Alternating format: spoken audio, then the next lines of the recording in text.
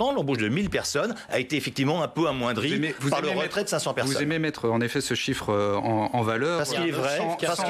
Sans mettre en valeur celui qu'on vous reproche souvent, et a fortiori à la présidente de l'Île-de-France, Valérie Pécresse, qui était ministre du budget à l'époque de Nicolas Sarkozy, et qui a vu la baisse de 12 000 fonctionnaires de police durant son mandat. Est-ce que c'est pas contradictoire ? Non, pas du. D'abord, c'est pas 12 000 fonctionnaires de police, c'est 12 000 personnels du ministère de l'Intérieur d'une façon générale. Ensuite, c'est quand même quelque chose qui remonte à 10 ans.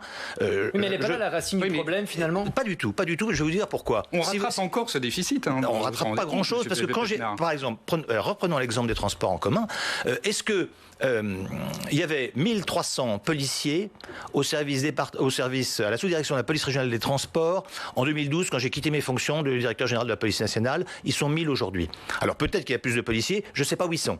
En tout cas, ils ne sont pas en Île-de-France, et en tout cas, ils ne sont pas les sécurisations d'Île-de-France. Ensuite, et aussi pour répondre rapidement à votre question, les effectifs, c'est quelque chose qui est très important dans la police. Mais ce qui compte d'abord et avant tout, c'est de réfléchir en termes de mission. Qu'est-ce qu'on veut faire à la police ? Et en fonction des missions, il faut mettre des moyens. Et ces moyens, ce sont des hommes et des femmes, bien sûr, mais ce sont aussi des moyens techniques. Ce sont aussi des voitures, ce sont aussi des gilets pare-balles qui ne soient pas périmés. Donc il faut prendre dans sa globalité. Et enfin, je terminerai en vous disant que je pense que les Français et le gouvernement seraient très heureux d'avoir une situation sécuritaire qui était celle quand Nicolas Sarkozy était président de la République, quand Valérie Pécresse était ministre et quand j'étais directeur général de la police nationale. La délinquance baissait, il n'y avait pas d'acte de terrorisme en France, à l'exception très importante de celle de Mera, mais il y avait eu un attentat terroriste sur le territoire métropolitain.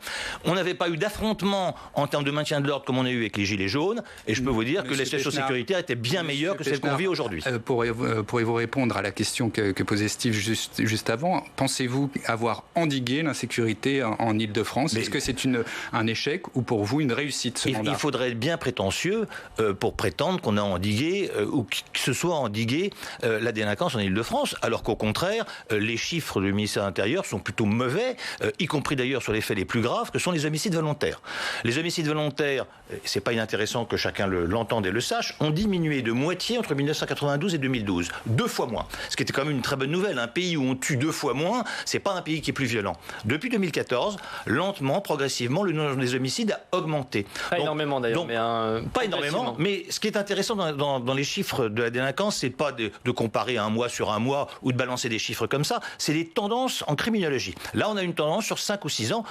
Ça peut s'expliquer par tout un tas de raisons, mais en tout cas, c'est le symbole, probablement... C'est un signal. C'est un marqueur de l'augmentation de la violence dans notre pays, d'une façon générale. Et d'ailleurs, ce que nous reproche le Rassemblement national, c'est quand on fait de la sécurité, le Rassemblement national nous dit on ne vote pas ce que vous demandez, parce que ce n'est pas de notre compétence, nous, régions. M. Bardella, qui siège au Conseil régional, n'a jamais voté favorablement une seule de mes mesures. Ils ont voté contre le bouquet de sécurité, ils n'ont pas voté pour les brigades régionales de sécurité dans les lycées, parce qu'ils estiment que c'est de la compétence du régalien, ce qui s'entend. Sauf qu'aujourd'hui, le régalien est dans une telle difficulté que nous estimons à la région, comme les maires peuvent l'estimer, qu'il faut que tout le monde se serre les coudes, voilà, dans le cadre d'un continuum de sécurité. Ça commence à la police municipale, ça finit au ministre de l'Intérieur, ça passe aussi par la sécurité privée, on s'occupe aussi de la formation de sécurité privée. L'année dernière, 167 000 cartes de policiers privés, de sécurité privée ont été délivrées. Il y a plus de sécurité privée que de sécurité publique en France. Vous parlez beaucoup de répression de cette criminalité. Il est où le volet prévention dans votre projet ? Alors je ne sais pas où j'ai parlé de répression. C'est pourtant un sujet qui m'intéresse beaucoup et je serais ravi d'en discuter avec vous. Pour l'instant, contenir la criminalité, mais comment on l'anticipe ? J'ai pas parlé de répression, mais puisque vous me lancez sur ce sujet, le sujet qui me paraît le plus important dans la lutte contre la délinquance, c'est mettre fin à l'impunité. Voilà, c'est ça qui est le plus important. Et pourquoi est-ce qu'il y a ce sentiment d'impunité ? Parce que les peines sont peu ou mal appliquées.